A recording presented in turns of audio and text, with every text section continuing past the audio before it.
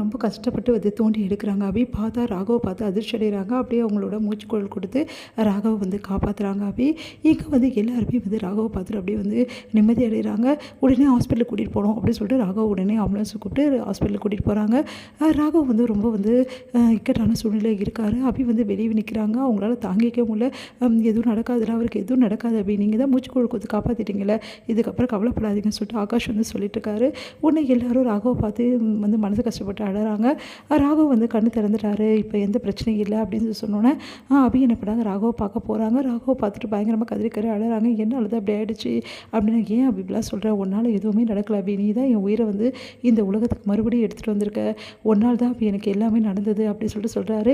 அதை கேட்டுட்டு, இல்லை நீங்கள் அப்போவே சொன்னீங்க, உண்மையை சொல்லு அபி, நீ என்னை விரும்புறியான்னு கேட்டுகிட்டே இருந்தீங்க, அவ்வளோ சொன்னீங்க, ஆனால் நான் கேட்காம உங்களை நான் விரும்புனது ஒத்துக்கலை, இப்போ சொல்கிறேன் ராகவ், என் வெக்கத்தை விட்டு சொல்கிறேன், உங்களை நான் லவ் பண்ணுறேன் ராகவ், என் மனசு ஃபுல்லாக நீங்கள் தான் இருக்கீங்க, எனக்கு தெரியும் அபி அப்படின்றாரு. இங்கே பாரு அபி, நான் பண்ணது தப்பு தானே அபி, நான் உன்னை சந்தேகப்பட்டிருக்கக்கூடாதுல்ல, அதுக்கு தான் கொடுத்த தண்டனை நினச்சிக்கிறேன் இதை அப்படின்னு சொல்கிறாரு. ஆனால் கடவுள் வந்து ஒரே நடிகை நான் மேலே கூட்டின்னு போகாமல் உங்ககிட்ட ஒப்படைச்சிட்டா இருப்பார் அப்படின்னோடனே, அப்படிலாம் சொல்லாதீங்க ராகவ் அப்படின்னு சொல்லிட்டு அப்படியே கையை பிடிச்சி அழறாங்க. அடுத்து வந்து கிஸ் பண்ணுறாங்க ராகவுக்கு. அப்படியே வந்து தன்னோட வந்து அணைச்சிக்கிறாங்க. இனிமேட்டு நம்ம ரெண்டு பேரும் யாராலையும் பிரிக்க முடியாது, நம்ம வாழ்க்கை இனிமேட்டு வாழ ஆரம்பிப்போம் அப்படின்னு சொல்கிறாங்க. உடனே ராகவ் ரொம்ப சந்தோஷப்படுறாரு. இதெல்லாம் இங்கே வந்து பார்த்தா என் அக்கா எல்லோரும் எவ்வளோ சந்தோஷப்படுவாங்க அப்படின்னு, நாங்களும் தான் ரொம்ப சந்தோஷப்படுறோம் அப்படின்னு சொல்லிட்டு அங்கே வராங்க. அனு ஆகாஷும் அவங்கள பார்த்து வந்து அப்படியே வந்து, எப்படியோ வந்துட்டியேடா, உன்னை வந்து படைக்க வச்சுட்டாங்களே அபி அப்படின்னு சொல்லிட்டு ஆகாஷ் வந்து சொல்லிட்டு இருக்காரு. பின்ன என்னோட அபியை விட்டுட்டு நான் போவேனா, இன்னும் நாங்கள் எவ்வளோ வாழணும் அப்படின்னோடனே, நீங்கள் ரெண்டு பேரும் இப்படி இருக்கணும்னு தான் நாங்கள் ஆசைப்பட்டோம், அதே மாதிரி நடந்துச்சு எங்களுக்கு, அது போதும் அப்படின்றாங்க.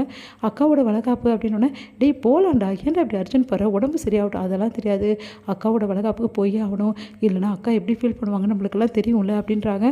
சரிடா, டாக்டர் டிஸ்சார்ஜ் பண்ணுவாங்களே, அதெல்லாம் பண்ணுவாங்க, நான் போனேன் ப்ளீஸ்டா அப்படின்னோடனே, சரிடா நான் கூட்டிகிட்டு போகிறோம் அப்படின்னு சொல்லிட்டு சொல்கிறாங்க.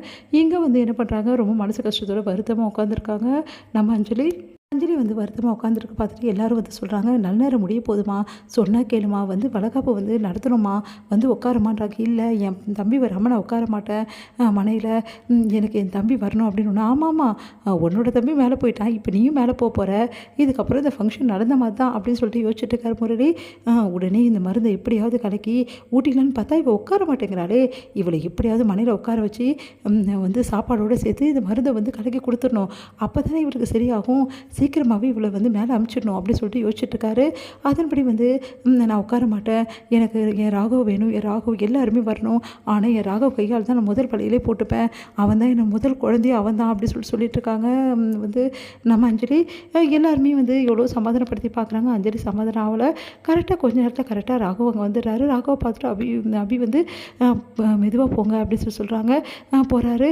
அவரை பார்த்தோன்னா அப்படியே முரளிக்கு ஒன்றுமே புரியல, எப்படி ராகவ் வர முடியும், ஒருவேளை உண்மையிலே கால் இருக்கா இவனுக்கு இல்லையா அப்படின்னு சொல்லிட்டு காலெல்லாம் பார்க்குறாரு. கால் இருக்கே, எப்படி வந்தான் இவன், வர சான்ஸே இல்லையே அப்படி சொல்லிட்டு பயங்கரமாக வந்து ஒன்றும் புரியாமல் யோசிக்கிறாரு. என்னடா இவனை மேலே அனுப்பிச்சிட்டேன்னு சொன்னேன், வந்து நிற்கிறான் அப்படின்னு சொல்லிட்டு அப்படி சுந்தரி சொல்கிறாங்க. அதான் எனக்கே புரியல அத்தை அப்படின்னு சொல்லிட்டு ரெண்டு பேருமே பார்த்துட்ருக்காங்க. பார்த்தா ராகவ் வந்து அக்கா அப்படி சொல்லிட்டு விட போகிறாரு.